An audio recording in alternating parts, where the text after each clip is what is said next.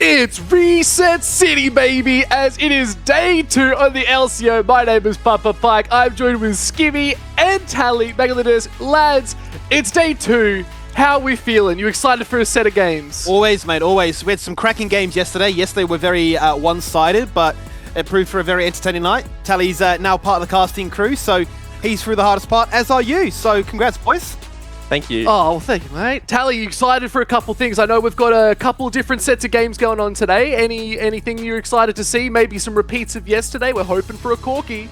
I mean, I think we had like pretty one-sided games yesterday, but I'd say the game quality was like quite higher than I expected for the beginning of the split. So like, I think that's a really good start, and I hope that we can keep this, the storyline going of like a strong start to the split.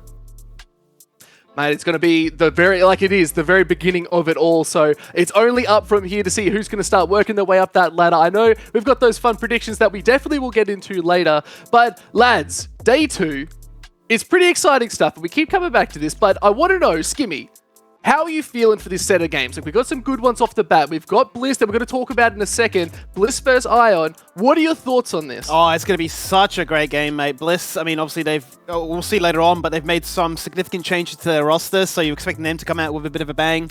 Ion, Fury, Kanga, all the rest of our matches. I mean, look, these teams, they're not beating around the bush, Pike. They're keen to show up. And that's what we want to see. But while we're talking about showing up, let's look at day 1. Just a nice little recap to just keep you up to date with what's been going on. Let's take it out.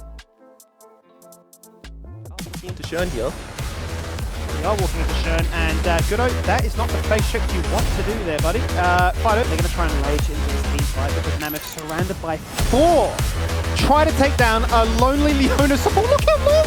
Oh. There's no way. Look at the smile on this man's face. He knows. Stop playing the Jaws music. Would he face check? Oh no, Brayden! You had one opportunity, you waited so long and you've missed the charm. Fido is eventually going to fall on down. Goodo is the focus. Take him down instantly. Predator's on one shot, but both mid laners get excited. So Schoenfire dies, but he's not going to be too upset by that one. Tien jumping across the wall saying, Guncrate, where you going, son? Straight to the afterlife. Double kill now for Fido. Bouncing on the head. He's playing leapfrog. He's actually like Kha'Zix when that champion used to be meta. There is the ace. And there is Grand Zero saying, enough of this charade, let's close out the 2-0. You've also seen just how strong Zonis is because he just run at you with the gold card, with the ghost, coming at you at Mach 10 speed and says, Katsuri, you are the focus, you will be falling down. And there's a bit of caster curse also there, Tally, because you say one thing, the other thing happens. Triple kill now for Zoranes. The sneaky ward here, so as I do come engage on the Mayfire. For it, Mayfire is the focus, goes all that after buffering all that CEC. They turn around onto Draco instead now, who's the blue gun. Unfortunately, going to fall on down. There is the blue gun, there is the Moonlight Vigil, there is the damage bigger, a double kill, looking for the triple. Going golden and Zoranes as he comes out of that one. There is the triple, Rob. Get it done for the team. Put them on your back and carry to the skyline and beyond. The wall blocks his retreat, and they spoon feed the quadra kill. He really wants to protect himself. Hook into another, a little bit of fruit. There's the slappy hands, and Kirsty says, give me a bit of fruit. There's a charm, turn it around, passive. Weave in auto attacks like we're laning again. Does he have the hook? No.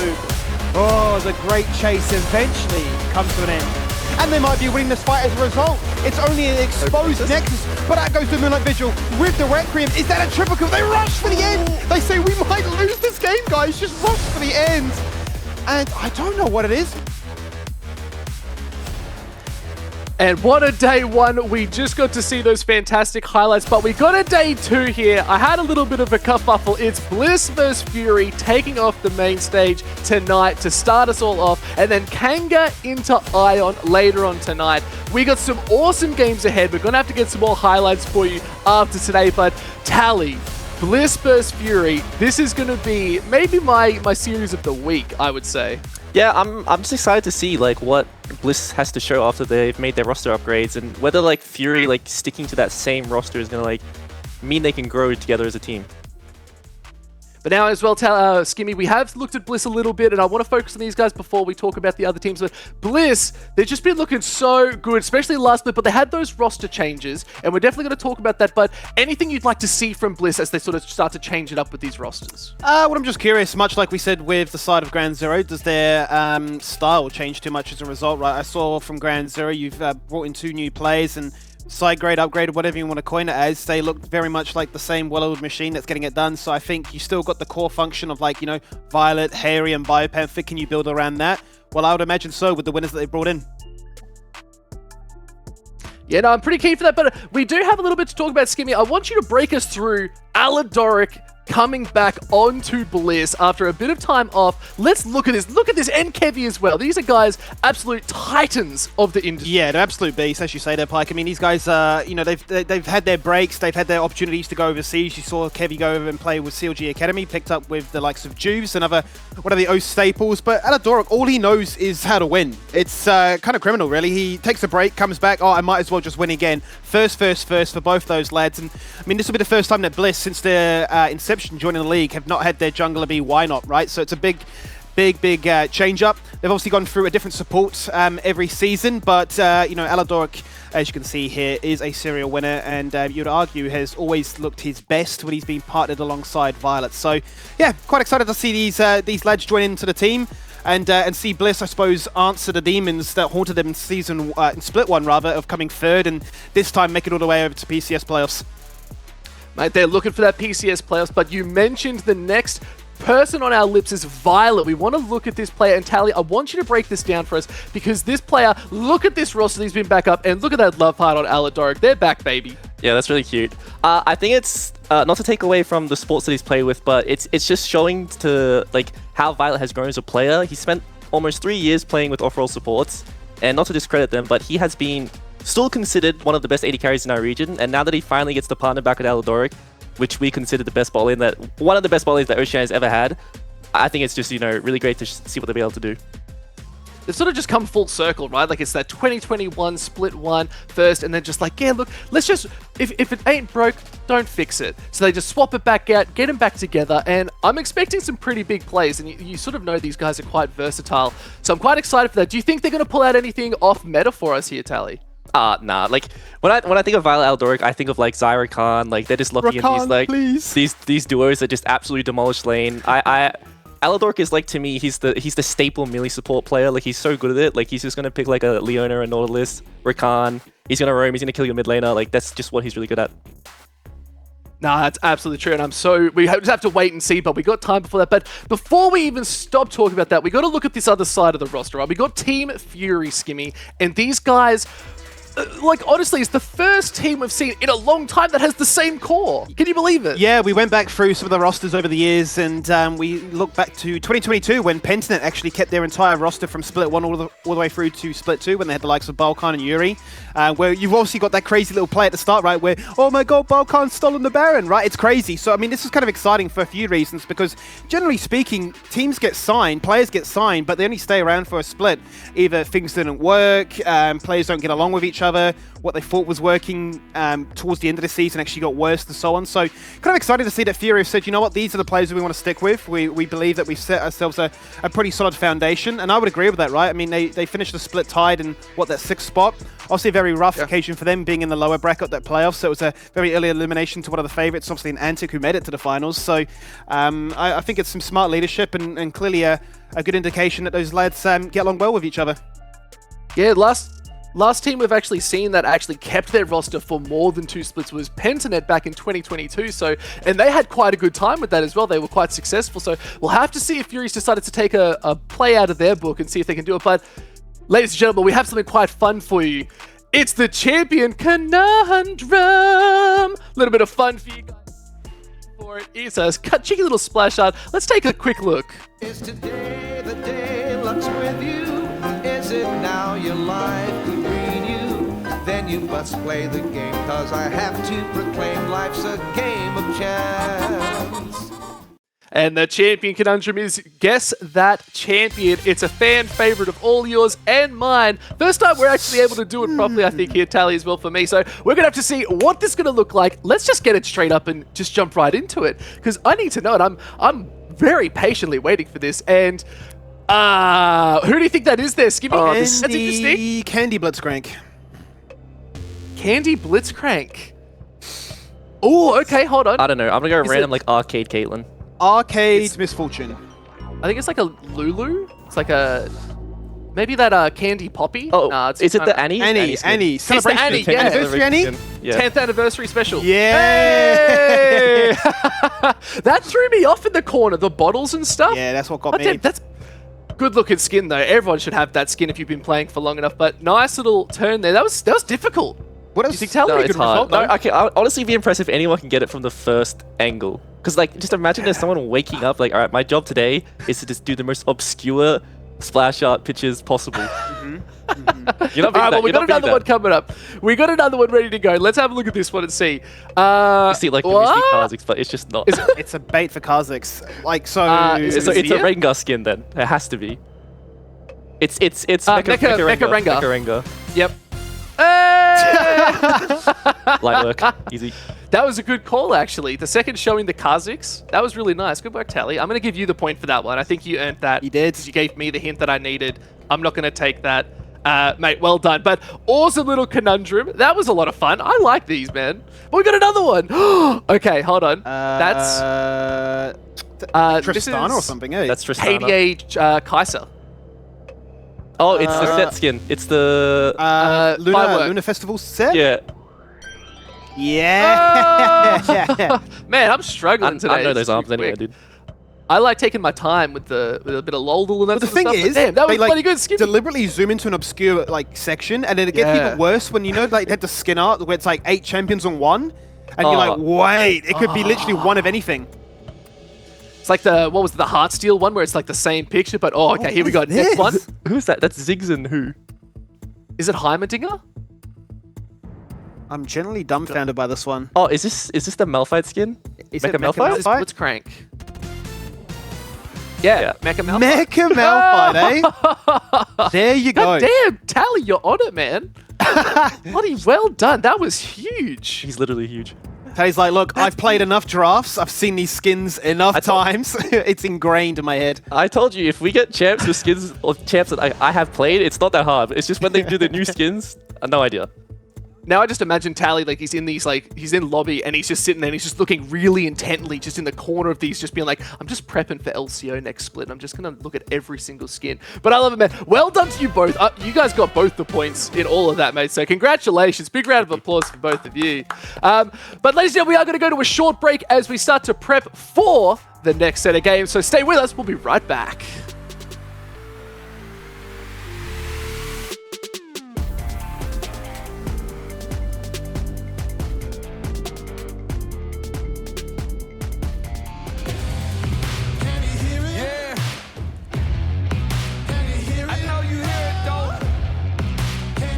Trying to drown me out. Voice is getting louder. Can you hear it? It feels like Nirvana. It sounds like Teen Spirit. The energy's so exciting. The power is so enlightening. The thrill is so frightening. You want it to last forever, but forever is a fantasy. Count the seconds and value the hours. Tomorrow's a dream, but this moment is ours. And I don't know what it holds, but watching it all unfold. Even your favorite song eventually is old. Turn me up though. Trying to drown in your sorrow. Need you to hear my voice through this bass and this treble. I'm your conscience, just trying to get you through this nonsense. Like a broken promise, I'm just trying to keep you honest. Can you hear it? I know the struggle is real. I know that life is hard. But yo, can you hear it? They trying to drown me out. They trying to drown me out. But yo, can you hear it? Can you hear it? Can you hear it? Oh, can you hear it? Voice is getting loud. Ain't enough liquor in your vein to take away the pain. Standing in that sunshine, yet it feels like it's rain. Try to talk to someone, but it all feels in vain. Like 4 quarters, young homie, you gon' need change. Yep, you gon' need some love. Yep, you gon' need some help. Yep, PTSD, struggling with your mental health. Can you hear the voices call? They trying to make you fall. The lack of trust makes you an enemy of all. But that voice keeps telling you bust back. When them kisses feel like deceit and hugs feel like attacks, and that voice keeps telling you bust back. A mouth full of lies, they keep skewing the facts. Can you hear it?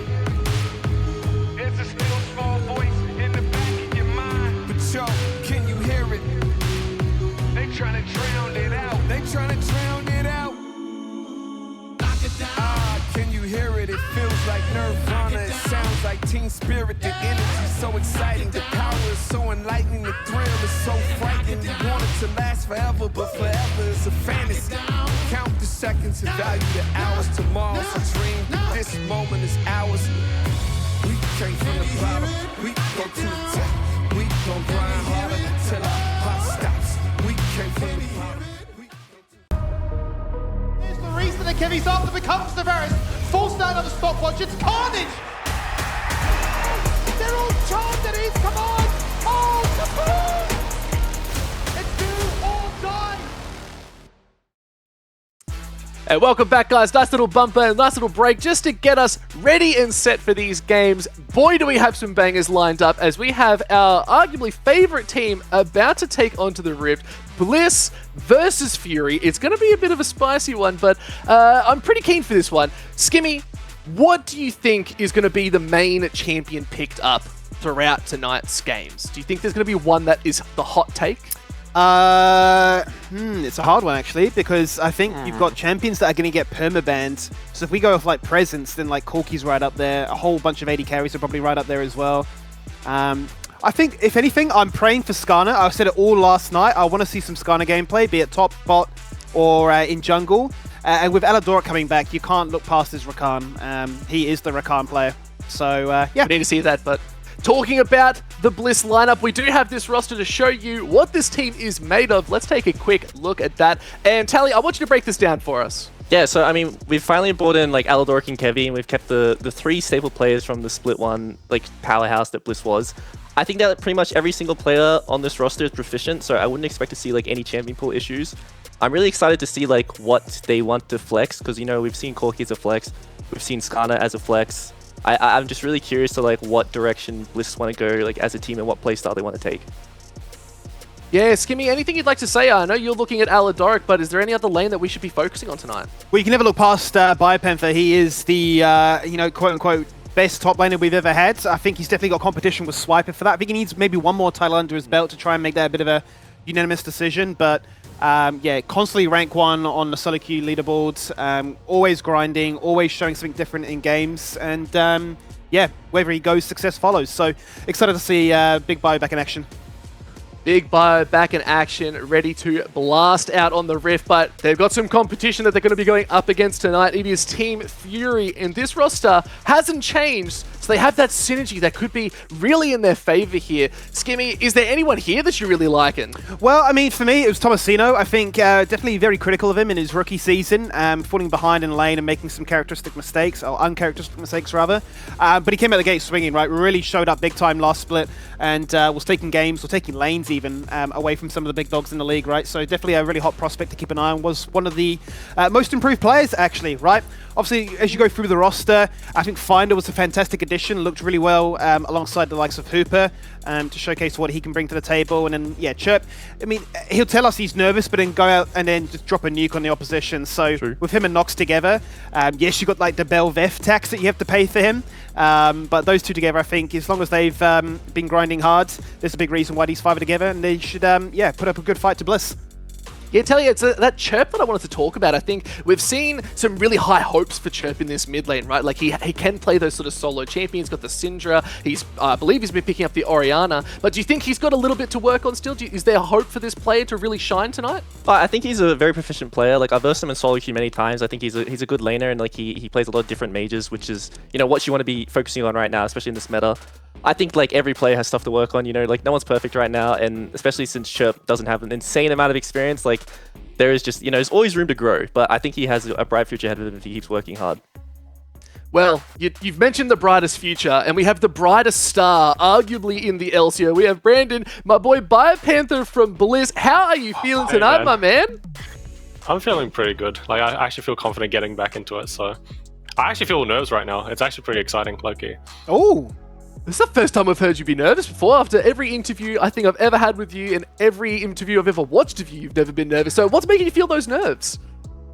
I think it was like the last time I actually thought Tomasino. Oh, it was like last split when I literally told my team he's not going to play Rumble. I blind Jax, he picks Rumble, and then he ranches me. We still won the game, but like, you know what? Like, this is like a makeup game, so it's actually like exciting. So yeah, And I'm not sure if you know, but you're currently sitting on 5 titles, which is one behind the record, held behind Raze and Babip. Is that something that you really think about? Because, if you end up like winning the split, you'll be tied for the lead, which is, something that's really nice to have in the trophy case. I've never really thought about it, but I just try to keep striving for success. Like last split was like a big failure for me, so like I really want to I can't have success without failure, so I just need to keep working hard and just show my growth. So yeah. Oh, it's the biggest slice of humble pie. Oh, you melt my heart every time, BioPanther. It's absolute delight. Thank you so much for coming on. Anything you'd like to quickly say to the fans? Oh, just keep supporting me, and like you always see me, I'm always on the grind, and I want to do like O's proud, so I'm just going to keep putting in the effort, and I hope I can show a good performance today. Oh, mate, well, thank you so much. Good luck in your games tonight. We think you're going to crush Thanks so it, much. but you're going to prove us right for that one. Have a good night, mate. You too.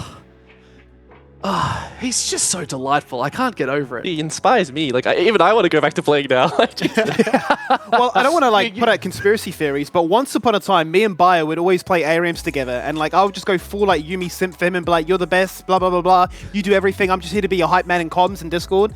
But we didn't play an ARAM last split, and they didn't win. Ooh. Coincidence? I think not. Is this like the reverse caster curse almost? Like a caster blessing? Maybe, yeah, maybe. We have too much power. Well, there's no such thing as too much power, right? Like, we're okay with this. We just get to sit here with a monster trio right now. We're cruising for a bruising, which we expect Bliss to be doing, but it's just so good to have him back, right? Like, he's just such an icon in the community. He just works so hard. He's always got a smile on his face. It's just nice to see, Tally. Yeah, I think it's really nice to have, pro players that like other pro players can aspire to be. Like, everyone talks about oh, I want to be like Faker, and like it's really nice to have like this like homegrown talent that you can aspire to be like, because I think that Bio's like hard worker. He's always really high elo. He's always really good in every roster he's played on. I think he's like kind of like an ideal OS player.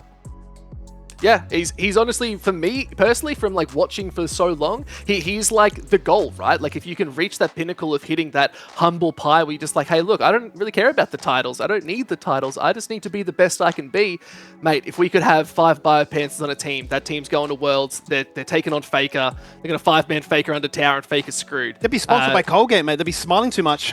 True. I love it. But wait, hold on. Wait, we're looking around, but we got a finder here. We found him. Mate, how are you doing, my boy Mitch? How are you feeling? Those glasses are looking sharp on you, son.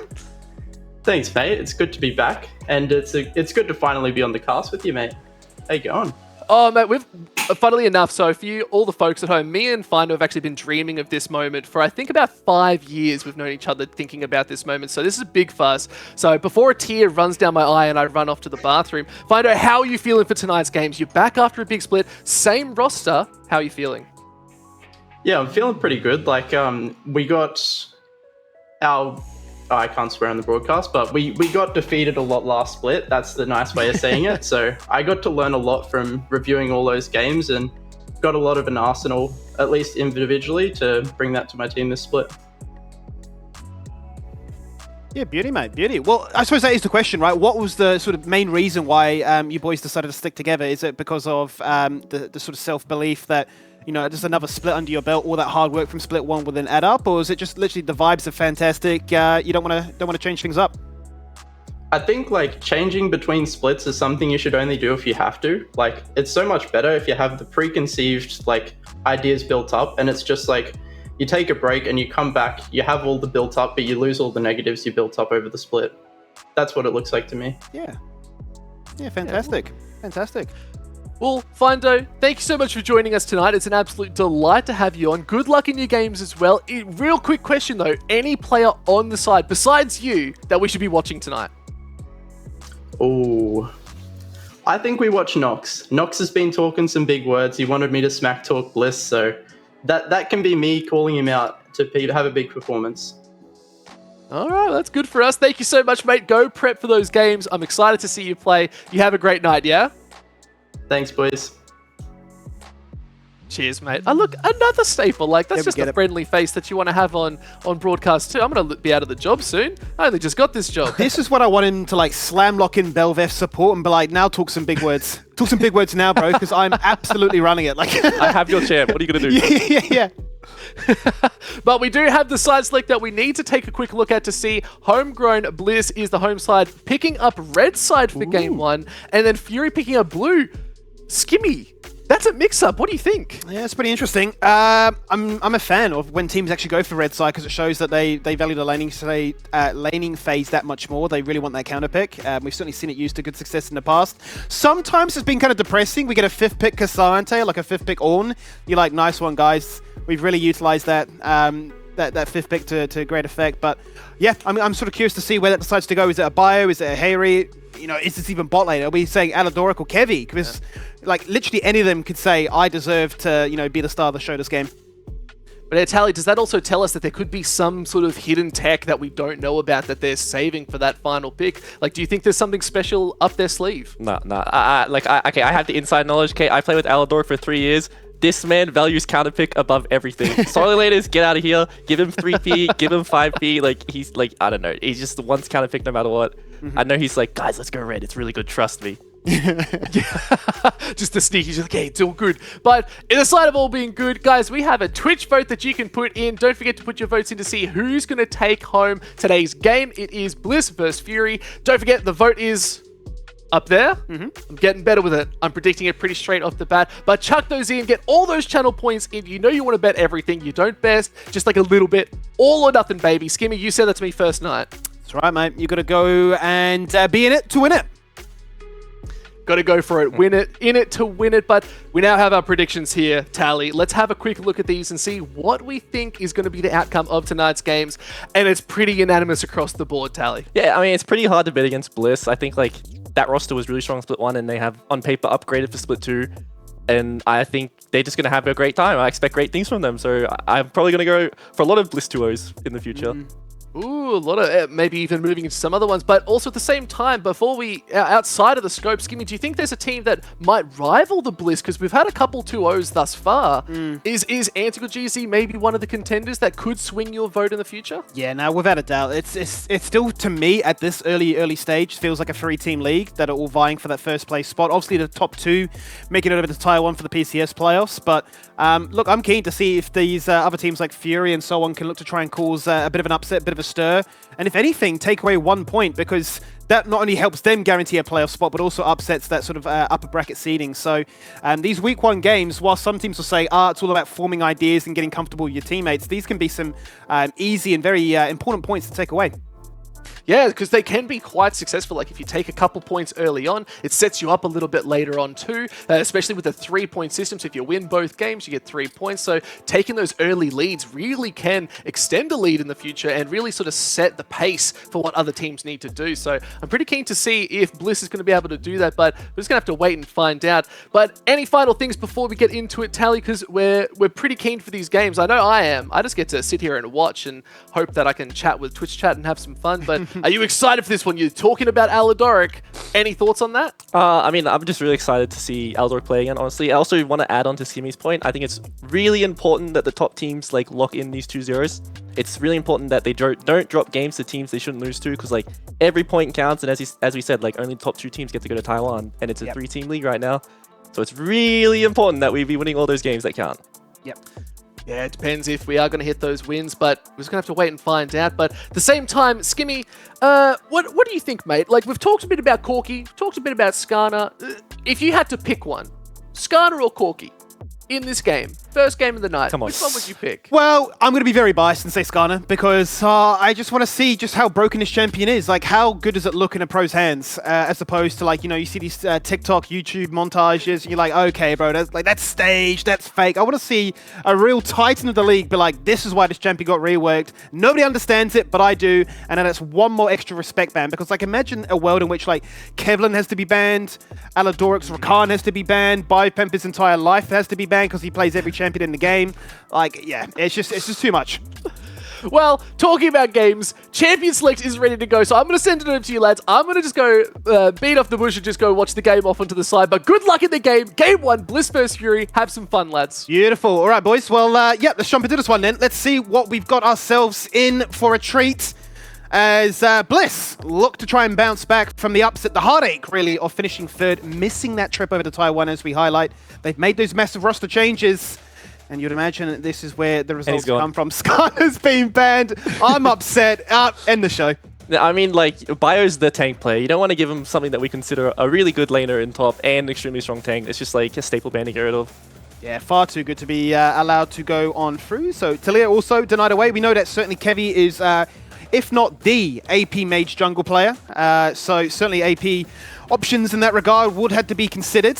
I'm quite curious then, to that same extent then, with Nox on your screen, what he'd want to try and play into that one. But with the Corki denied away as well, it's going to be a first pick on Cassante. Yeah, it's also curious. Bliss didn't pay the Nox tax. They did leave the Belveth up. So I'm curious to see if he thinks it's strong on this patch or something he just wants to skip over entirely. Wow, look at that though. Violet and Eladora, back to their old charm, isn't it? They're straight in with the Lucian Nami. I remember, and I'm sure you probably do remember this as well, when Eladora played the Nami and went like, what, 8-0 or something crazy? It's just kill stealing everything. I remember a specific Aladoric Nami game where he threw a tidal wave through the entire enemy team and it missed everyone, and it has been in many YouTube montages. He's like, delete the evidence. Yeah. But I'm also curious to how this draft will go. So I thought counter pick would be heavily prioritized for Aladoric, but they decided to just lock in the combo of Lucian Nami, which we know did get nerfed recently, so we'll have to see if like it's still that same powerhouse.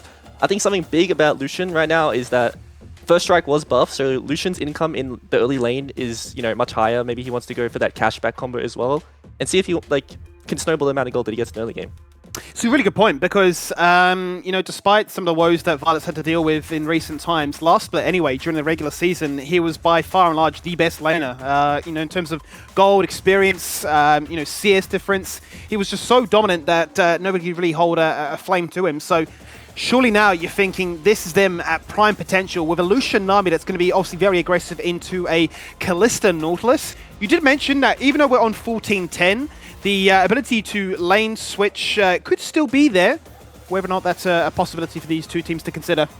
Yeah, we'll have to see. I assume, like, you know, about Eldoric, they're confident in themselves and they do want to lane into like the considered like losing matchup early game. I really like the answer of like Nautilus into, you know, any like carry focused team. I think it's just the champion you want to pick. It's so easy to lock down like these players who are like just mechanically proficient at kiting in team fights. And like Kalista's just such a strong champion right now. Always has been. Probably always will be until like they decide to nerf it.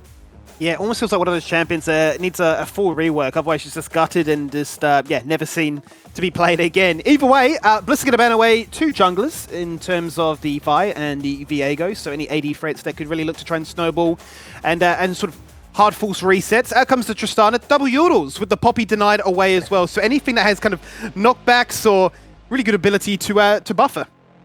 Yeah, also on a note, like, you know, Kevy's, he's just paying the Maokai tax. Like, he's gonna be a role play this game because like he's not the carry. He's just enabling. Like when you lock in Lucian Nami, you want to enable them. He's gonna spend an insane amount of time in the bot lane.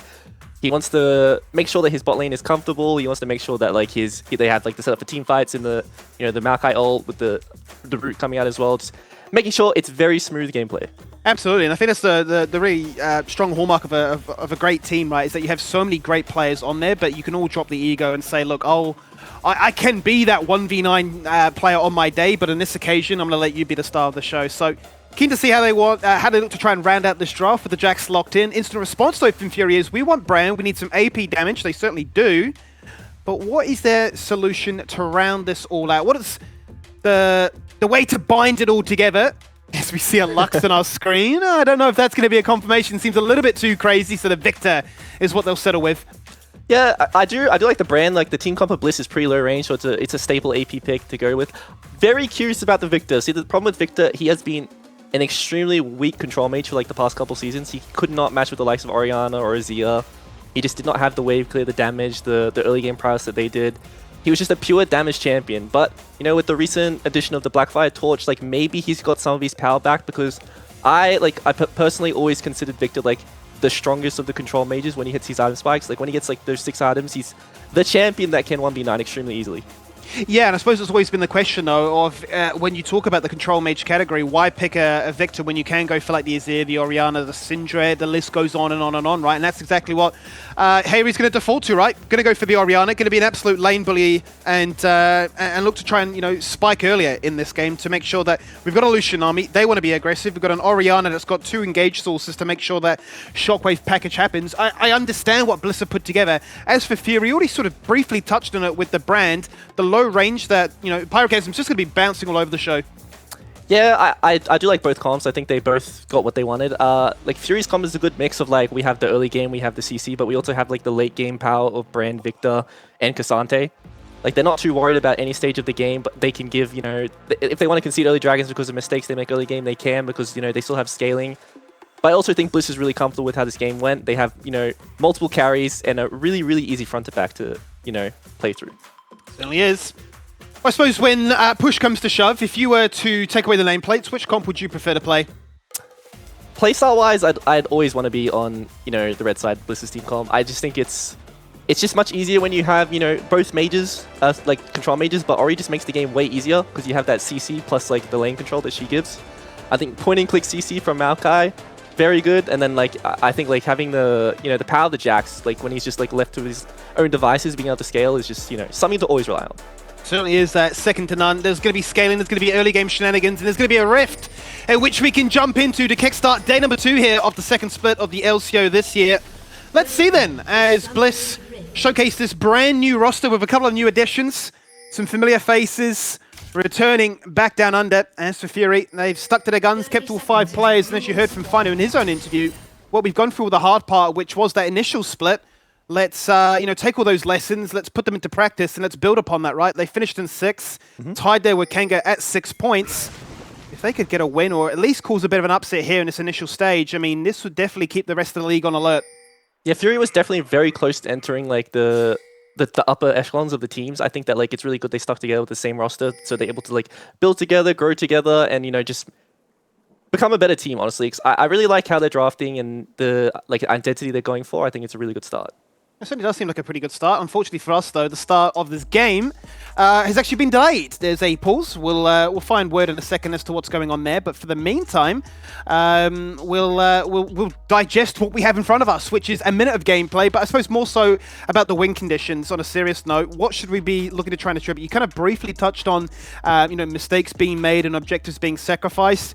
Would that be a clear indication that teams are looking to try and play it quite passively to, you know, item spikes, level points, or, you know, what's the sort of key focus you're looking for the first 15?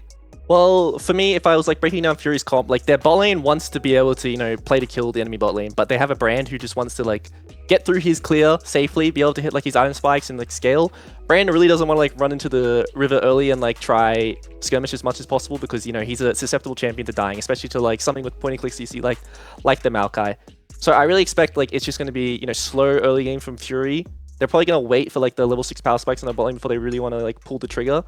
I think the other lanes just are going to exist. I don't really see Victor impacting the game at all besides farming. He probably won't have priority in the early game because he's decided to go for the first strike, and Harry on Orion has decided to go for the Comet, which, you know, is going to give him a lot more combat power in the laning phase.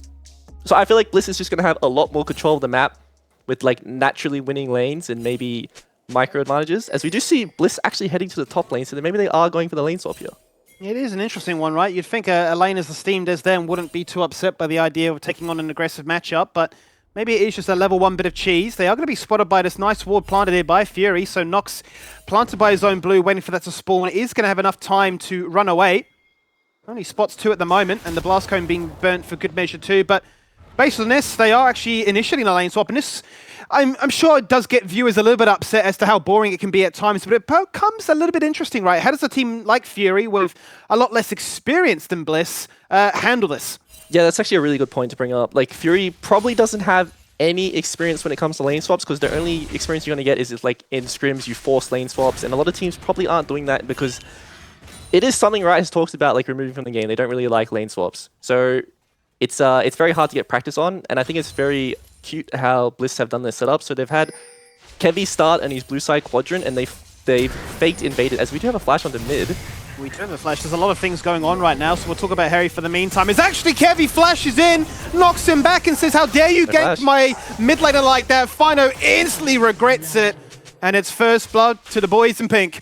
Yeah, that's just the timing of like they're crossing from bot to top side, and it was just a really unfortunate time for like Fino to go for that flash. But to bring up my earlier point, Nox was forced out of his top side by the bot lane because he assumes Kevy's going to be with them, but he wasn't. He was clearing his jungle the whole time. So now he's going to end up getting 3 quadrants of jungle camps if they do decide to do that after diving top. And we have seen what Cassante is able to do on these dives at MSI. This is so meticulous. They've really brought together a massive wave. Now it's a 4-man dive. Aladoric tanks 1, tanks 2, tanks 3, heals himself, and he's out of there. The damage is coming across. They've not found the kill. Violet's dead. The dive has gone pear-shaped, mismatch of numbers, and it wasn't enough to overload the damage. Cassante is him. That is absolutely huge. If Thomasino is able to pick up all of the CS, it's going to be so huge for him. And this is really unfortunate for the Bliss bot lane because their main carry in the Lucian in Violet is he's gonna lose so much experience. Like, he's walking down the bot lane. He's already behind 2 plates. He's going to be behind almost the full level as well, which is like such a big deal, especially when they're in a lane that's so susceptible to dying. As you say, it's absolutely brutal. Hooper's been left to farm on his own, so solo experience. We'll run it back on the replay one more time. Yeah, this is just like the Cassante classic. We saw this so many times at MSI where like you would try to dive him in the lane swap and his kit is just insane at dealing with all this damage in the early game. And he can stun you, he can absorb all that damage, and he's just happy going. And I think that like based off how that lane swap went early, both top and bot for Fury are going to be in really comfortable positions. They certainly are, and I think now they're thinking, okay, well, you've initiated this lane swap. They kind of mind controlled us a little bit by gifting away first blood, but then you've kind of fumbled the bag here in your attempt topside. So all of that gap in, all of those gaps rather in knowledge don't really matter that much anymore. The fact was that Bipemp was acting as a second jungler, running around with Kevy. Speaking of, he's back to the top lane now that we are in these standard lane assignments. In with a counter-strike, leaping in to get the stun. There's the Bramble Smash. And there's Tomasino limping away to safety, but still surviving and weathering the storm. That is a big focus on him. Yeah, luckily for Tomasino there, like the wave did end up crashing when he was getting ganked, so like he's completely happy with that. He didn't deploy his flash. He's going to come back to lane, maybe even hold his TP because he can just walk the whole way back to top and not miss a single CS, but decides to commit it anyway. He does, and I'm curious to see really how this bot lane plays out now. You saw them going for the last hits only, looking to try and freeze it or at least slow push it here to try and match the power of Hooper. They've definitely been critical of Hooper at the best of times, right? Really had a standout debut when he played for Order. Then he got his own starting position and hasn't been able to hit that same level of form anytime recently. But towards the end, you would say, of last split, came into his own a little bit. And I think all of us are just hoping he finds that magic, that spark, and shows why he was such an exciting prospect. Yeah, Hooper definitely has always been that player who can either like absolutely carry 1v9 a game. It reminds me of Cheon a bit when he started playing. He's going to be that player who can absolutely take over a game or absolutely take over the game for the enemy team, you know? Make sure that, you know, they're very comfy in winning the game. So he's been a very hit or miss player, but I think towards like the later parts of his career, he's become a lot more consistent. He's showing a lot more proficiency on like a wider champion pool of 80 carries rather than just the Zeri. So it's really nice to see that like he's growing as a player. Certainly is, and you know, I suppose going back to the same point again about being on the same team, you know the tendencies of your support. There's a fantastic flash denying the shockwave. His level 6 is found here in the mid lane by Harry first. Chirp only now hitting level 6 to get his Chaos Storm online, but that priority, that pressure that you mentioned as we load into this game, it just makes it so easy for them to push and pressure both mid and bot. And look at this first dragon. Yeah, this is just a little niche interaction in mid. Like, Harry went for the combat summoner and Chirp had to recall early because of that. Like, he was just doing much better in the trades and he just got that little bit of experience earlier on and was able to blow the flash there. So first dragon then, going the way of Bliss. They're going to pick up the Ocean Drake for themselves. Going to be quite happy with that one. As we do finally see Harry go back to base with the TPUs. Chirp's going to say, let's see what I can find here in the top half of the map. And thankfully for him, there's a little bit of honey fruit, so he'll be A-okay. I suppose in the bot lane, that's the major focus, right? Given the fact that Violet did fall behind in both experience and CS, but he's managed to bring it back. Yeah, he's doing I think they're doing a really good job. I think something that's happening in like the game is Kevy is spending a lot of time like hovering bot lane, making sure they're okay, and Nox is just, you know, farming. He's just making Kevy waste a lot of time because, you know, Kevy's like, oh, I need to like cover my bot in case they get ganked, but the entire time Nox is just running around the map, getting more farm, getting camps, getting objectives. You know, losing the dragon, unfortunately, because, you know, he didn't have bot priority from not hovering, but he's doing a really good job making sure he's being efficient with these camps. Exceptionally quick clear on those Void Grubs is a brand, so he's going to make light work of those and quickly just pop his head into top lane to see if anything's happening there. His Bipember is being pushed back, but Kevin having the same kind of idea that something seems a little bit amiss with a pretty big wave with the cannons interacting. Maybe I need to just protect here for the meantime. Level 6 still not there for Bio though. Bio's in a really scary position right now because his wave is slowly pushing out. Like the creeps on the red side are going to stack up first for the blue side, but we'll see if Tomasino does keep, you know, trading between the wave and like pushing the minions. Has access to the ult here. Does certainly have access to that ultimate. He's going to be forced to back away. The All Out goes across. 2-level difference now between the Cassante and the Jax. Nox wrapping around again, and Kevy now revealing himself. Really making sure that this wave can be collected. and that he can go back to base and be just okay. Yeah, it kind of feels like Kevy's being forced into like a fireman position. He's running around the map and just putting out fires everywhere. He doesn't really have much time as not trading in bot, but I just think that's, you know, that's just how it's going to be for now. It's going to be a little bit of chunk here and there, but don't really see much kill pressure going onto the Lucian army without like access to the Null Assault. Yeah, you really want to make sure you get the full combo with the Ignite ticking, deny all that healing, and really make sure that their get out of jail free plan is thwarted. You can see that Final right now, currently sitting on a ward, so any idea of trying to sneak in a lane gank is not going to be a possibility anytime soon. But I think what we'd usually expect to be a very chaotic bot lane where there's a camera solely focused on that part of the map definitely has you know, been dissuaded based on how that level 1 went. Yeah, also I think as Kevy is coming around mid, I was going to have to comment on how Chirp is doing a really good job to navigate not having flash. Oh! That is a really unfortunate pause. Moments before disaster, pause the game right now. I'm dead. Yeah, it's not looking good.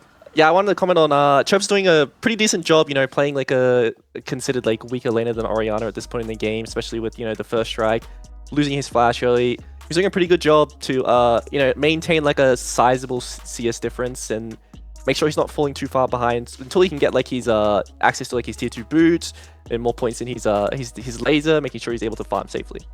Speaking as a mid laner yourself, then, how would you want to navigate this matchup if you're the victor, knowing that Orianna is going to be that bit of a lane bully and that your team is going to fall down as a result? Is it very much almost like a solo-oriented mindset where it's like, I just need to focus on making sure that I'm within touching distance, a wave, 2 waves, 10, 20 CS, whatever it may be.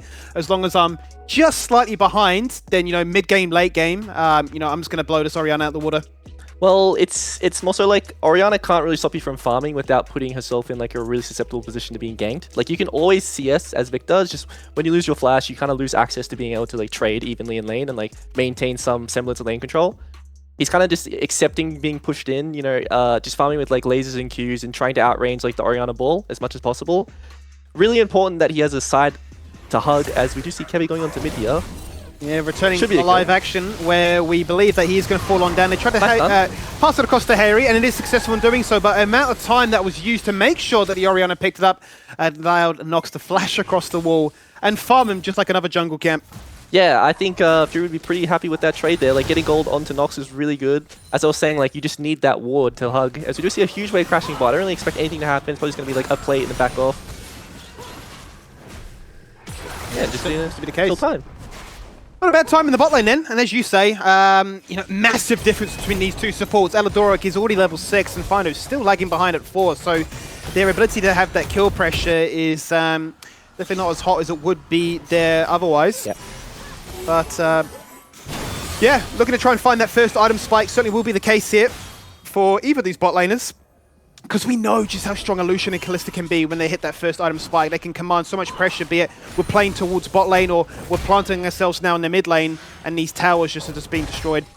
I think something also to touch on, Skimmy, because like we've seen this so many times in the past where like a top team would burst like a mid lane, bottom end like LCO team where they would just end up losing in the laning phase so dominantly. Like the micro gap was just way too big. But I think Fury is doing a really good job to navigate these lanes and even win most of them. I think it's a really good showing, like that they've stuck together, they've worked on their teamwork, they've you know, individually improved as well, and they're just having a really good showing right now against probably one of the best teams in the league. Certainly, yeah, absolutely. Very, very stable for the first 10 minutes. This is exactly what you're after. And look, it depends what kind of like hat do you have on. Are you an optimist? Are you a pessimist? Is this good for Fury? Is this bad for Bliss? It's too early to say right now. All we can say is that Kevy's outside that bush, and Chirp does get a bit of forewarning that it's happening. Double flash, knock him back into the root ultimate, and the shockwave for good measure thereafter. There is the wombo, and the combo gets them the kill. Yeah, that's just like unfair as a mid laner. When you don't have vision of the Maokai, like the Maokai that comes through your lane, it's pretty much your entire lane. You just do not have access to safety. Tidal wave coming out, and it's not going to connect, and that one probably won't get added to a montage like what you mentioned before. No, that was the one in the montage, the one that... He doesn't want any more added to that repertoire. He says, look, my CV has to be good Rakan plays, not bad Nami waves. As we do see Fury posturing for the grubs. This would be 6 grubs, they're able to grab them all. It's not really like in it, like everyone thinks like, oh, if they got 6 grubs, like it's kind of game ending. It's more so like if you have winning lanes, you win a bit harder. You get access to a bit more gold from the plates. No one on Fury is really able to hit turrets here. It's just going to like come in a bit later when, you know, maybe they win a team fight. They'll be able to kill a turret a bit faster, or like Cassante might, you know, kill a turret in a 1v1 a bit faster if he's very far ahead, but most of the time, not much really happens. Not too much happens, as you say. I think we've certainly seen it find its most success when there have been, you know, big team fights. It's a case of, can we end their respawn time is 30 seconds? You probably can if you've got all 6 stacks of the Void Grubs, because that true damage dot really does look to try and stack up quite quickly as a result too. Well, let's check in with top lane again, because for the most part it has been Tomasino keeping Biopan at bay, which is no easy feat. But it is Cassante that's weathered the storm of that initial gank attempt and has made sure that Jax is not able to be that split-pushing demon ever too early on. Obviously double Blackfire Torch for the Brand and the Victor, just biding their time waiting for their own power spike, but it does open up easy access, right? If you play towards the top side, we'll just continue to stack up these Drakes. Yeah, so this is the second dragon for Bliss, which is like, you know, very nice. Like they have the scaling and Hooper is going low. We'll be able to live there. Very lucky. Yeah, but this is just a really comfortable position to be in as Bliss. Like, you're happy with how your team scales, and you picked up the 2 dragons. So you're not on the clock anymore, you have all this time in the game. So we do have a solo kill in the mid lane. Yes. Bye-bye. Yeah, have to wonder what's gone on there. You did mention if you have no flash, you've got to show a lot more respect than you would otherwise. And maybe Harry also, because he burnt the flash to make that fight happen. You have to imagine he's going to get hit back by the Cassante. Tried to do a bit of damage into the Brand, but it's just not enough. And the shutdown for the second time going the way of Nox. Yeah, and as we go into the replay, I assume like Chirp just walked a bit too close to the ball and got caught in the shockwave here, and it's probably just just a one-shot straight out. Like, yeah, there you go. Like Harry just knows his damage. He's played this matchup like a trillion times. He's just comfortable in it. Very comfortable with it, and he's going to make sure that he tries to build the biggest gap between all of these laners so far. It's got to a point now where Violet's actually managed to not only stabilize, but actually take the lead, right? He's up, given the amount of damage he's also been able to do into Hooper, forcing him back to lane, and actually going to go for a nice little lane flip too. So with the Herald up in 30 seconds, it's a clear indication that, well, we're strong, we can go for these objectives. You've got to answer back, so there is that answer with the culling. There is the wave, and it's only going to be one person getting knocked up, but Nox lurking in that bush. He's going to reveal himself to say, well, it's going to be a 2v2 now. It's not going to be as easy as you would like it, and it becomes interesting, right? Because the bot lane of Fury are planted here in the bot lane. If they do go for the Herald, then that turret falls because of the Void Grubs.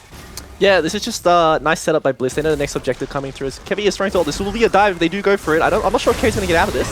Yeah, this is a hard force. He's getting knocked right, left, and all over the show with the Bramble smash into Shockwave. It's not lethal, 30 HP. And Chirp gets away. I think Chirp missed his laser there. I think that would have been lethal onto Kevy if he did hit that. It's very unfortunate, but you know, like Chirp's just absorbing all this pressure. Or not really absorbing, he is falling down constantly, but he's just being cammed right now by Kevy, and it's frustrating, but like this is what happens when you play like these immobile mages against like these gank heavy junglers. It's just really hard to deal with. Yeah, if you go for that blind Vector, you will certainly get punished by one of the better teams in the league, looking to try and make your life a little bit of a living misery. 0-3 reflected by that fact, as we do see the Herald get looked at. It's been started here by Kevy. Members are now looking to try and peel away with the top side being pushed on in. They're going to actually stick to their guns and try and go for the solo into the Cassante, who nice little dash out of the Aqua Prison. But back as a 4-man squad, they go towards this Herald, and Nox is looking, but I think that might just be it. Yeah, I don't really expect Fury to do anything on the top side anymore. Like, we've just seen Chirp commit the TP to bot side. Like, Bio has TP advantage if they do want to fight around top side. They want to avoid anything to do with, like, numbers disadvantages right now and just, like, really focus on, like, you know, restabilizing the map because, like, Bliss haven't been on a reset for a long time. So I assume, like, Fury are going to, like, come out of the base now, get some boards, get some control, and, like, they can really start to work with the pick tools they have in the Clisterol, in the Depth Charge coming out of Nautilus. You know, they have a lot of options. Excellent, do have a lot of options. And a lot of items actually being purchased with the gold that's been acquired so far. Let's check in then. We consider Harry at the top of the table there with the most gold in the game. Not too far behind though is Hooper. It's been doing a fantastic job and still you know, up there given the amount of turret plates he was able to get when all that craziness happened in those first few minutes. And Tomasino is being a bit of a titan on this Cassante. So much so that even with the Jax welling away at him, he's going to be able to find them their second turret of the game. Now a big team fight around the red side blue buff with Chirp flashing out of the shockwave, then a blast going to knock him out to harm's way. Violet getting very low, and the laser, it connects, but it's not the target they want. Prism missing, Kevy waiting for the cooldown. It's up now, in he goes. Spoon-fed into his teammates as they have a fight to see who can get the killing blow. Yeah, that's the fight that Fury wanted to take. It was extremely close, but you know, the Clisterol was still up. Not really sure what happened there. We'll have to see the replay. There's a lot of flashes that Fury still have access to, so I think it was probably just a missed micro in the team fight there, but like, good job by Bliss to, you know, collapse on them, invading their jungle. They're overextending, going for a bit too deep on the vision. As we do have the replay here, so like they're going on to Kevy. Kevy has access to Flash, he's not scared. He's wasting a bit of time, he's calling his team, guys, come, like collapse. There's a lot going on. Like Finder's out of range of Hooper here, so I assume that's why he's unable to like get the Callisto ult onto him, and he falls down, and you know, we saw the rest of the fight. They just get cleaned up. Yeah, it's really well done, actually. I mean, the last minute flash there from Kevy's baited Findo into that compromised position, and to your point, then made it so that Hooper can't do much about it. So the pressure from Bliss was enough to sort of force that mistake, and Fury now obviously still have that combo available for them, but aren't going to be feeling anywhere near as inspired. But despite all of these points, 17 minutes, the gold is still dead even. Yeah, something to touch on when they brought up the gold graphs earlier, before this team fight is probably extremely different now, but even with the mid scores, Chub was only down 400 gold, which is like a really good showing. Like he's Victor, like he's the scaler. Like he was still in a comfortable position to be able to like match the output of Orianna, but like, you know, after that team fight, Harry's got a lot more gold now. Like he's had access to a really nice base and he's sitting comfy. He certainly will be sitting comfy, even more so once that Verdant Barrier gets upgraded. He'll be a very tanky Orianna in that same conversation too. Hook just barely missing in the mid lane.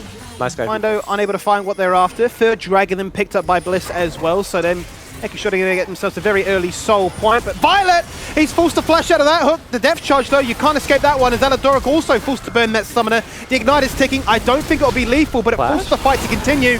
So Violet re-engages, takes one, takes two. Looks to turn his attention towards Tomasino, who also burns that summoner and goes all out to create some distance. And Kevy saying, well, I don't really care. I'm fairly tanky. I can lifesteal it all back.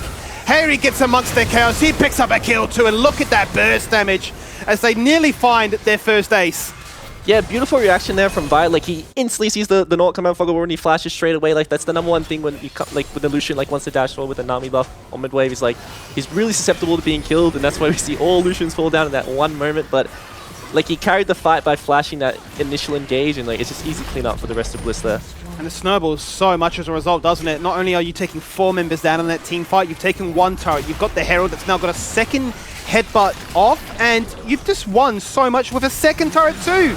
This time you're thinking, well, they have no cooldowns, they've got no ability to try and outplay us, so what can we do? Well, on this occasion, you're being shredded by those Rend stacks. Wave looks nice, but that's about it.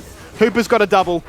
Yeah, it's just a bit of a consultation prize getting the shutdown. Bliss did manage to pick up the inner tower though, so like they got what they wanted.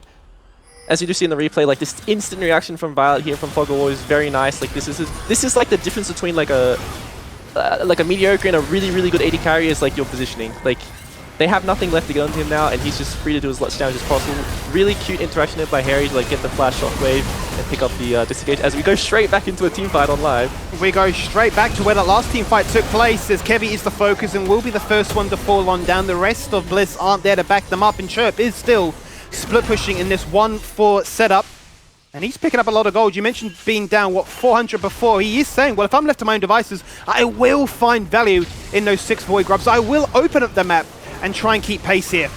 Yeah, something to touch on as well when it comes to the builds is Harry has opted into a very, very defensive, like slow scaling. Like he doesn't have access to like the death cap or a void staff or something that does a lot of damage early on. Like he's going to wait until like 4 or 5 items to finally come online with his build. He's like saying, I don't have to do as much damage as possible. I just need to survive in these team fights. Well, Chirp is going to have access to 2 damage items, and whether he wants to go death cap next. We'll see if he does get killed here in the 1v2.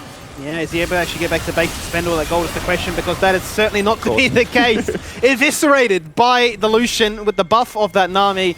Never really stood a chance. But that's some pretty poor timing, given that he's picked up the Leandri, so obviously he was sitting on a lot of gold with a 30-second respawn timer, but the Baron spawned. Would Bliss dare? I think I would. You know, we still have our Malphite ult, our Nami ult. I think something else big to bring up for Bliss, even though the gold is even right now. On that recall, they managed to pick up 4 completed items, all their main items for their carries. We've got the Infinity Edge, we've got the Banshees. They're sitting comfy. We'll see when the Malphite ult does come out and when they want to turn. Looking for it right now. The hook goes up. Fantastic dash once again from Violet. The wave is there. Looking for the shockwave, locking them all in place. Fantastic knock up. There is the kill. The all out on towards Biopanther, removing the Jax from the equation. The Baron is really forgotten about, and the ticking burn takes down Hooper. They look for more. Double for the Callista, make it a triple. Hunting for even more right now, but unfortunately falling on down. Nice hook. But this is Fury saying you can force that 4v5. You can look at the Baron, and you can try and take down this Orianna, which is incredibly tanky. He's weaving in those passive autos. Never mind, numbers. Not fair. Not the shield. Fair. The shield! He had the 1v2. Come on, Chirp. Give it to him. Honestly, really nice fight. I think the turn from Bliss was really good. They executed straight away onto the brand. You know, they blew him up. As you do see in the replay, like the Machel comes out, the flash over the wall into Twisted Advance, like the Jack's follow-up, like the damage lands onto everyone. Like, unfortunate the Orianna ult didn't really go onto anyone because of the Callisto ult there, but I think Hooper does a really good job to like push his limits here and do as much damage as possible. I think it's really important in team fights. Like, even though you're an AD carry, like it's still important to like do your damage and like trade, because the rest of your team can, you know, carry that fight if you let them. Absolutely. I think it's always been a bit of a concern about the Callisto and Illusion that, you know, you're incredibly strong, but it's very susceptible to the CC and the predictable movement based on that low range. But they got in, they got the job done, and the rest of the team were like, well, we can play cleanup crew as a result thereafter. Well, 0-5 is Chirp, but he's obviously going to be feeling pretty inspired about the ability to freely farm for what felt like, well, the good last, what, 5-10 minutes, I want to say. So he's going to come back to lane with the Leandrews, with the Blackfire Torch, and look to try and say, I do so much damage if you just give me a chance. So from the Baron Pit fight to now the potential Soul Point fight, let's see if Fury can start this one up. Well, it's actually something to bring up here is the positioning right now from Fury. As I see, their carries are being cut off, so like they're going to lose access to like controlling the initial part of River. Let's see if Kevy does want to punish them for being in Pit. Looks like he doesn't. Big shockwave, actually. Massive shockwave onto 3 members. Not much more is going to come off that, as they say the damage has already been done. They are zoned out of the fight. Findo is low. He's lagging behind. He eats some fruit and it's all okay. Kevy burns on down. Fury are winning this despite what was such a phenomenal ult from Hayri. But it's a defensive ult from the itemization. It wasn't there for the one shot. It's there for the disruption. But Bliss just simply lose. That's just beautiful team fighting. I don't know what to say there for Fury. Like, as well, I assume we'll get to see a replay, but it's really good job by like both solo lanes coming out of Fury. Like they know how to win the fight. Like they flash onto Violet, they blow him up. Violet had access to double summoners, and you know he can't, like even then he can't survive. Like the damage coming out of Victor, the like dealing with Cassandra when he's this fed is just such a big issue. Let's run it back with that replay then and see how it all starts off, because it's a shockwave you get excited about and you're thinking, well, surely then Tally Bliss have won.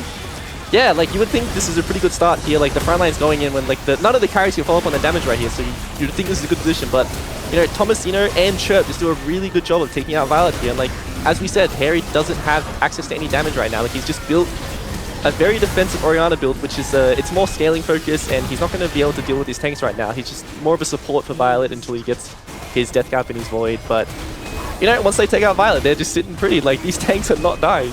They certainly aren't dying, and the funniest part for me is the fact that Hoop is literally in melee range. Like, I'm that confident that my uptime can be 100 that I don't even care where I am right now. He's got the most gold in the game. He's absolutely popping off and showcasing that if we play this aggressive composition, it will work. It's back-to-back aces for them. They weren't able to secure the Dragon. They did turn their attention towards the Baron whilst Bliss were respawning. So both teams have got a major buff now online.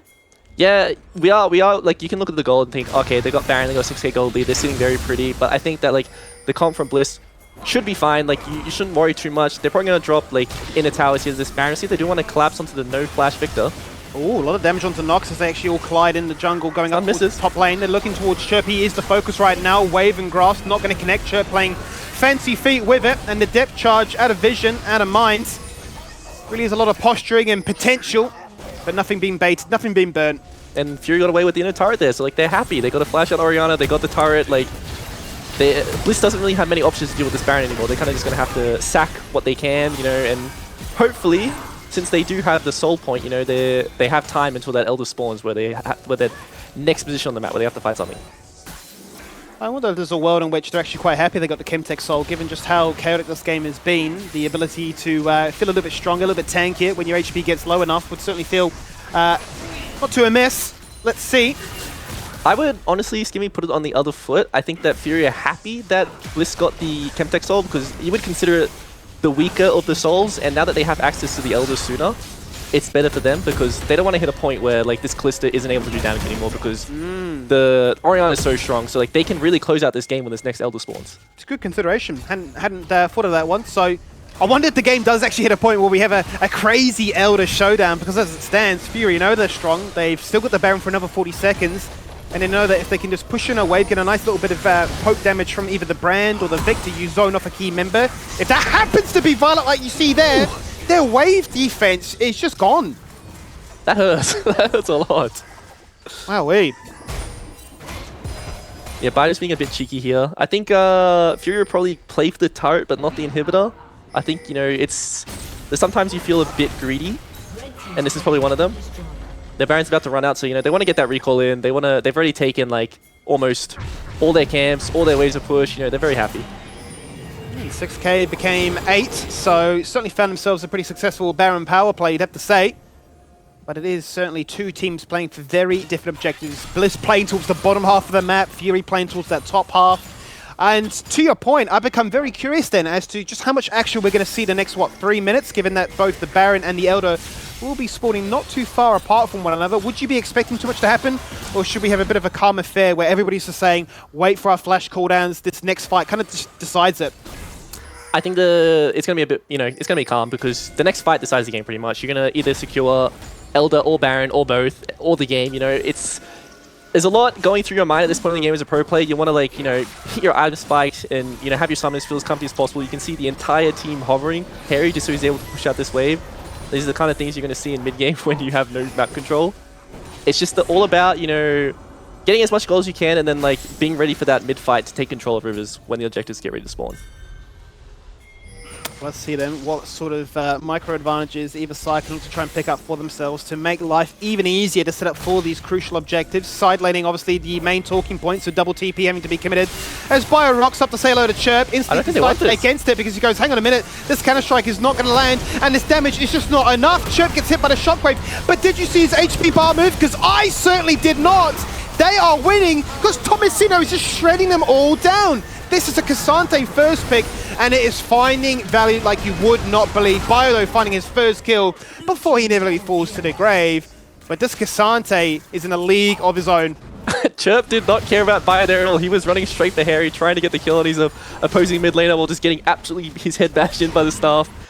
But honestly, like, a lot of respect. The instant TP response, I like that Bliss, you know, went for this aggressive play, but they just didn't have the rest of their team there ready to respond.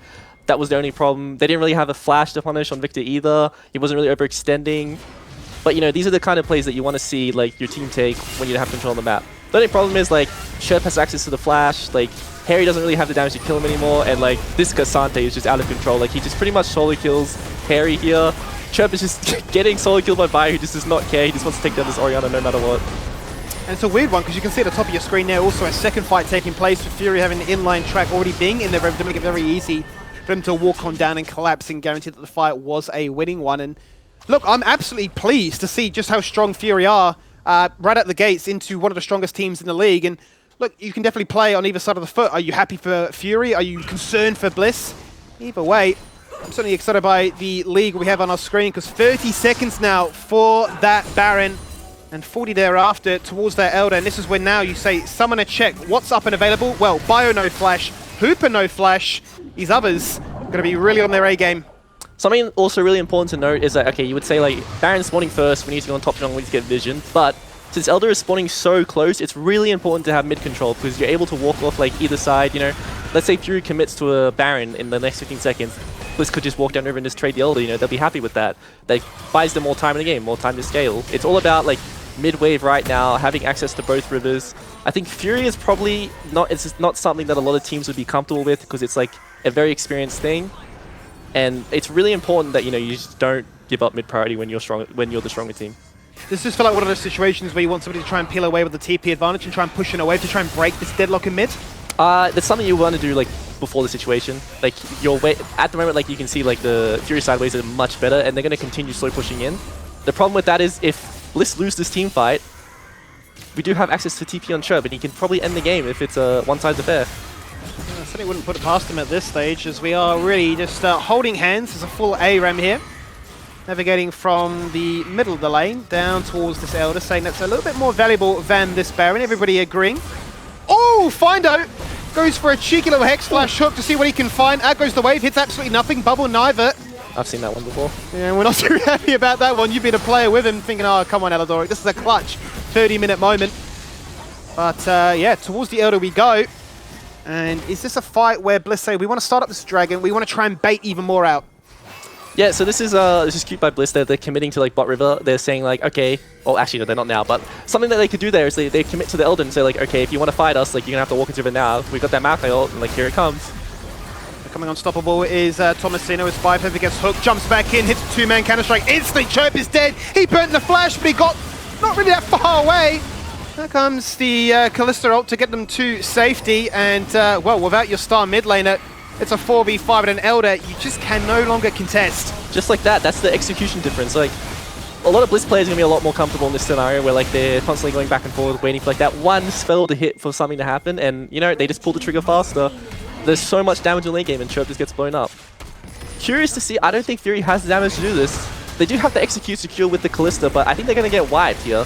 This is risky business. This is first or eighth type behavior, because if you lose here, you get absolutely smashed by the Elder execute. There it is. This is really an all-in desperation moment, and unfortunately for them, it does not work in their favor. There is the first ace, this time favoring Bliss, and with the respawn time as being 40 seconds and counting, Bliss have only one thing in mind: let's run it straight through mid for the end. Yeah, honestly, it's just like the Fury felt like they were put on like a bit of a timer there. It's like, okay, we gave Elder, they're going to get Baron as well. It's kind of GG when you get double buffs at this point in the game.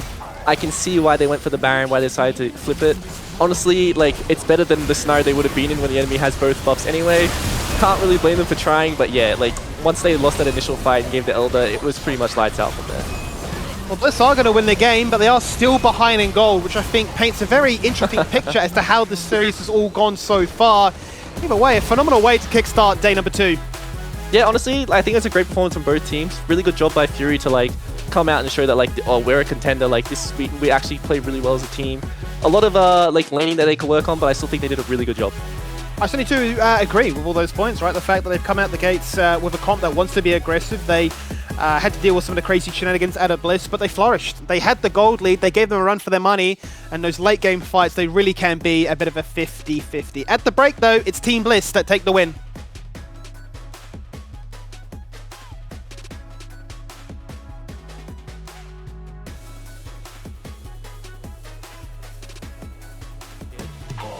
Doesn't. Big shockwave, actually.